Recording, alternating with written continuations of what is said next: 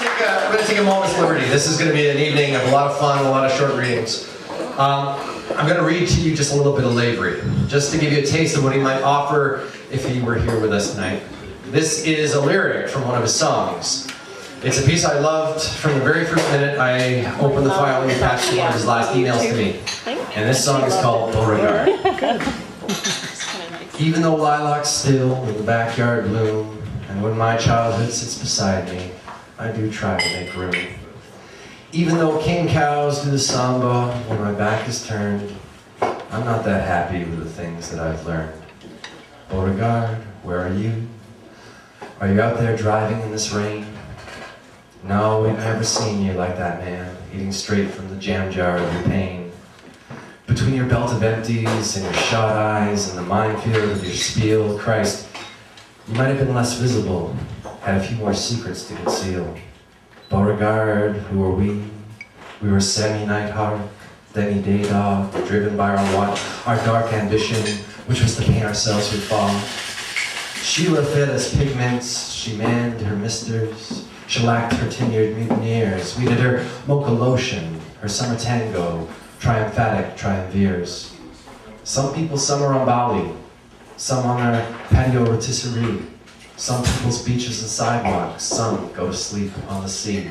True, but which is who, and what is which, and how is when, and where is how, who can tell apart, much less half predict the symptoms of the heart. Beauregard, we were three, the three and only combers of our reef, and you who'd lived the gamut from a beast seaman to exes, wives, and thief. You made us write the bill right, the manifestivo. We, the signatories, reject hereby all snarling, snooping, all coupling up, all crossing hearts or hope to die. Beauregard, okay, you signed an X. You're not immune. Love is like a short knife dipped in pollen that leaves a scar worse than its wound. But Beauregard, so many tears, so many hard-earned words misspent, and if, as Sheila claimed, in good time, every love is a rending, me, I'm rent. She's moved to Timbuktu, Jouac. I'm swimming solo, slow, my wetsuit's dry, why? My skin is wet. From skin dive to nightclub to bar bazaar, from retribution to regret. Sure, every other day, I'm wearing my concert clothes. I be the echo man, be the buff boy. I do the hardware of a rose. But I'm no nearer so. Fact, as far as I'm concerned. I just don't get you half the things that I have learned. I just don't get you half the things that I have learned. Beauregard. Now, here's the beats.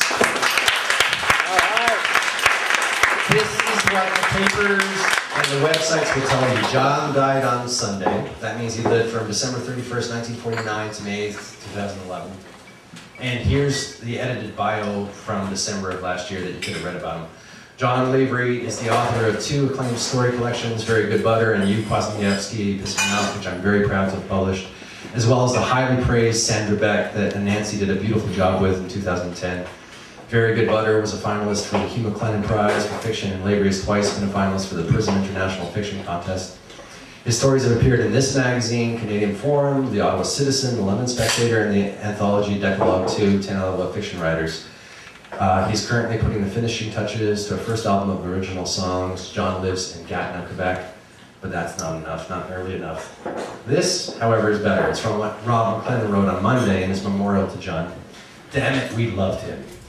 He was the open secret we told everyone about. Why aren't you, we asked, reading John Lavery?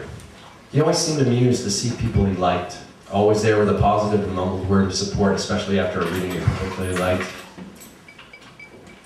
Now, I really like that. Rob's nailed it. I know I'm being presumptuous, but I believe John would have enjoyed tonight's event, been amused fully. And I like that McLennan posed that question about John because over the years I posed it too. And so I'm asking everyone in this room to do me a favor. I don't usually ask for favors like this. I want you to do ECW a favor. What I propose is that everyone in this room here tonight make this commitment, this covenant with me. I'm asking you all to pledge to read John, or even read even just a handful of his words, at least one story. Come on.